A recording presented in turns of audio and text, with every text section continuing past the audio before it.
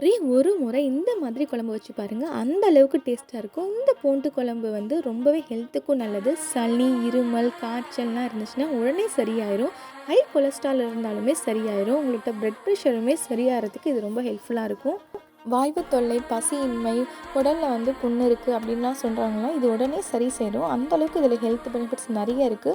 பூண்டில் பார்த்திங்கன்னா நிறைய health benefits இருக்குது. ஸோ இந்த குழம்பு எப்படி வைக்கிறது அப்படிங்கிறது டீட்டெயிலாக நான் வீடியோ போட்டிருக்கேன். நீங்கள் இன்னும் பார்க்கல அப்படின்னா மறக்காமல் டிஸ்கிரிப்ஷன் பாக்ஸில் லிங்க் கொடுக்குறேன். நீங்கள் உடனே செக் பண்ணி பாருங்கள். ரொம்பவே ஹெல்த்துக்கும் நல்லது. இதை நீங்கள் உங்கள் கிட்ஸ்க்குமே கொடுக்கலாம். இந்த குழம்பு உங்களுக்கு பிடிச்சிச்சின்னா நீங்கள் 1 வீக் வரைக்கும் கூட நீங்கள் தாராளமாக வச்சு சாப்பிட்லாம். கெட்டு போகாது. நீங்கள் சூடு பண்ணி வச்சு சாப்பிட்லாம்.